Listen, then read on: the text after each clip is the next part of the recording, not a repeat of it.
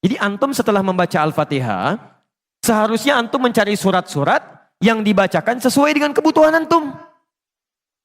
Cari ayat-ayat yang sesuai dengan kebutuhan kita. Karena dari Al-Fatihah sampai dengan An-Nas itu semua berisi kebutuhan kita. Saya baca cepat ya. Tapi nggak usah ditulis. Saya ulangi, tidak usah ditulis. Ya, saya bacakan saja.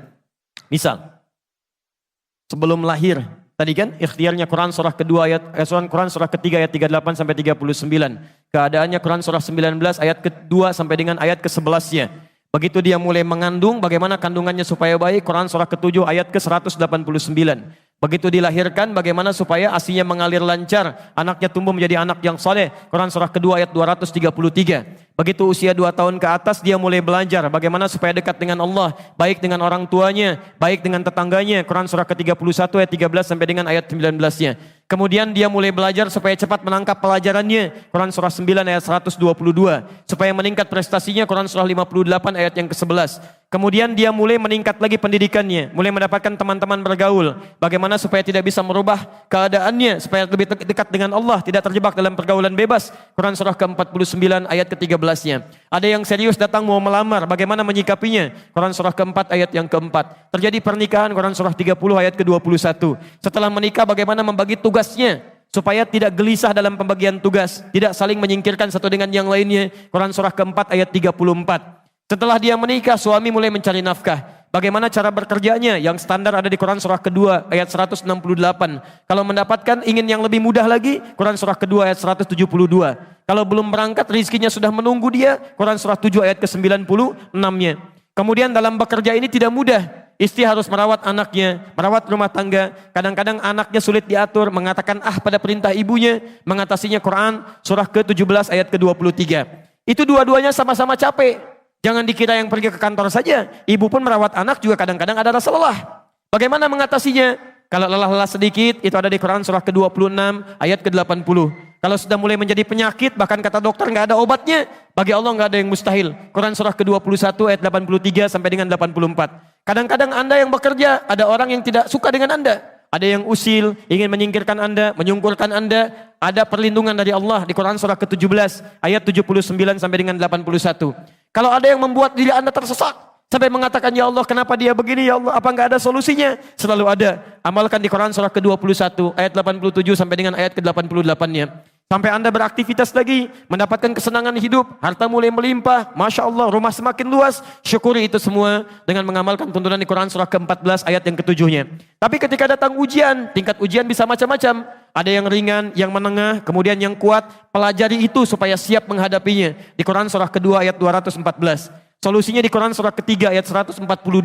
Cara sabarnya di Quran surah kedua ayat 155 sampai 157. Sampai Anda terus berkembang, usia 40 tahun, orang tua masih ada, ingin berbakti pada orang tua, ada di Quran surah ke-46 ayat yang ke-15-nya.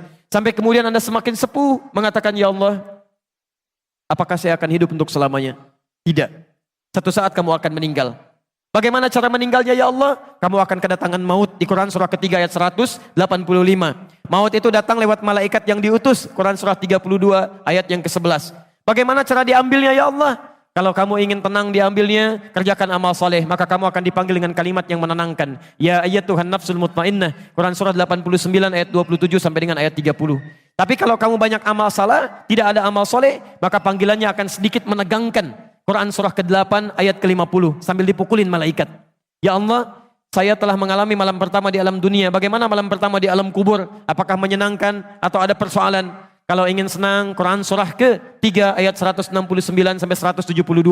Kalau kamu ingin sedikit menegangkan sambil ditampakkan neraka jahanam dari mulai pagi sampai dengan sore, boleh. Ada di Quran surah ke-40 ayat 46 sampai dengan 47-nya. Ya Allah, bagaimana suasana hisab? Apakah menyenangkan atau tidak? Kalau kamu ingin masuk surga tanpa hisab, langsung masuk mendapatkan berita gembira surga, ada amalannya di Quran surah kedua ayat 25. Tapi kalau kamu misalnya banyak amal salahnya, mengabaikan perintah Allah, bahkan kamu bisa masuk neraka tanpa hisab. Ada di Quran surah ke-18 ayat 100 sampai dengan 101-nya. Ya Allah, bagaimana suasana surga nanti ya Allah? Ayo kerjakan amal soleh. Ada surga bersama Rasulullah tingkat yang paling tinggi. Amalan di Quran surah ketiga ayat 31. Quran surah 59 ayat yang ke-7. Quran surah 33 ayat 21. Ada surga yang di taman surga yang memberikan langsung Allah, bisa melihat Allah tanpa hijab. Quran surah 75 ayat 22 sampai dengan ayat 23. Ada amalannya di Quran surah ke-51 ayat 15 sampai dengan ayat 23. Ada ada surga seluas langit dan bumi. Kemanapun kamu beraktivitas tidak akan pernah menemukan ujungnya. Quran surah ketiga ayat 133 sampai dengan 134. Ada semua. Ada semua. Jadi Anda punya masalah apapun, ayatnya ada di Quran. Jadi begitu mengatakan waladhdallin, cari ayat yang sesuai dengan kebutuhan Anda. Mintakan, boleh dilafadzkan. Masalahnya Ustadz, saya nggak hafal ayatnya.